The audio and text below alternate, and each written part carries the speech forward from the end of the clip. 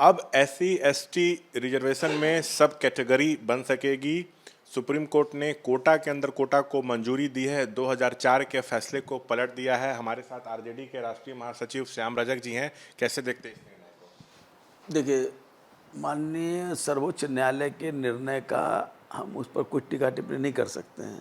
सर्वोच्च न्यायालय के ने जो निर्णय दिया है उसका हम साथ देते हैं, लेकिन हमारे सामने सबसे बड़ी समस्या ये है कि जो हमारे यहाँ जाति जनगणना हुई बिहार में, और जाति जनगणना के बाद 65% लोग अब आरक्षण के अधीन आना चाहिए, और 10% जो गरीब जो हैं, जो उच्च वर्ग के लोग 75%, तो 10% लोगों को तो आपने कर दिया, लेकिन 65% पर आपने रोक लगाया।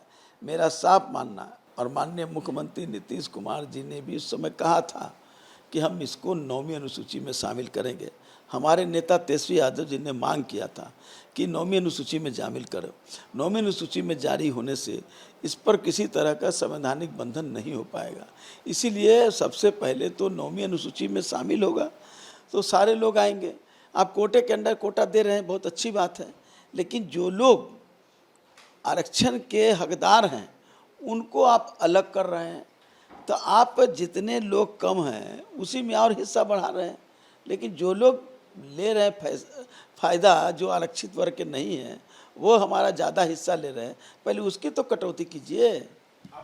कोर्ट का जो फैसला है उस पर तो अपना टिप्पणी कर रहे हैं, लेकिन सर बिहार सरकार जो है, जब महागठबंधन की सरकार थी तो आप लोगों ने आरक्षण का दायरा बढ़ाया था। उसके बाद रिजर्वेशन जो है 50 से 65% हुआ, लेकिन पटना हाई कोर्ट ने इस पर रोक लगा दी। बिहार सरकार सुप्रीम कोर्ट गई, लेकिन झटका लग गया।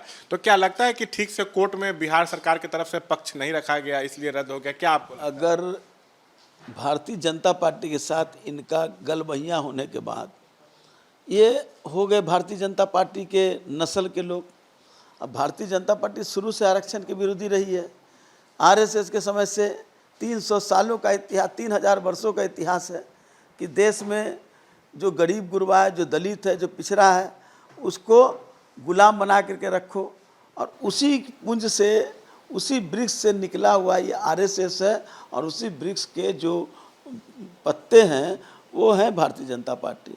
तो अपने जनरेशन का ही तो काम करेगा, और उसमें जो लत्तर होता है वो लत्तर जनता दल युवा ये लोग मिल गए हैं। तो लत्तर की भी जो नस्ल हो जाता है, व्यवहार हो जाता है, वो स्वभाव हो जाता है, वो वृक्ष की तरह स्वभाव हो जाता है। तो वृक्ष खुद आरक्षण विरोधी है, तो ये कहाँ से उसका बात करेंगे?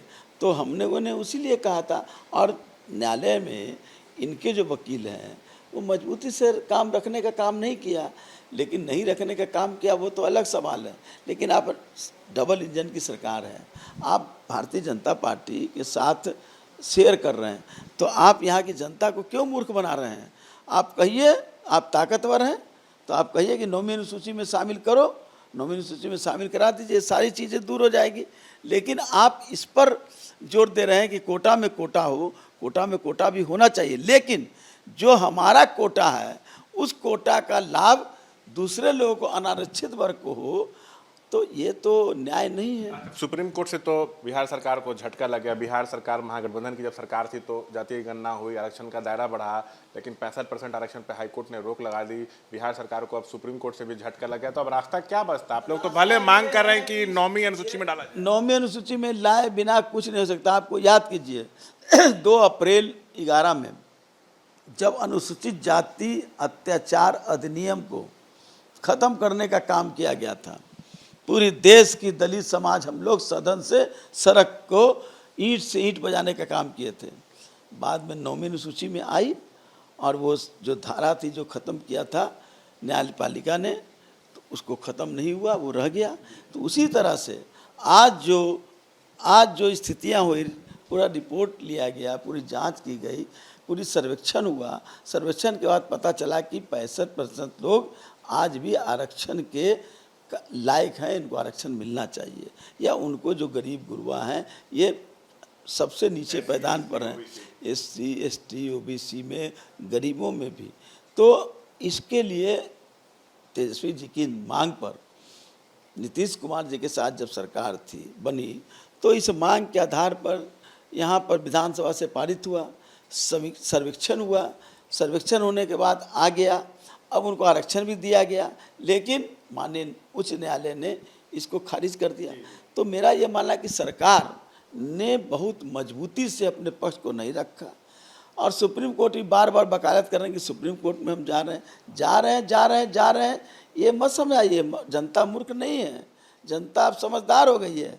आप 5000 वर्षों के पहले का जनता को समझ रहे हैं, तो आज दलित में भी नौजवान जाग चुके हैं।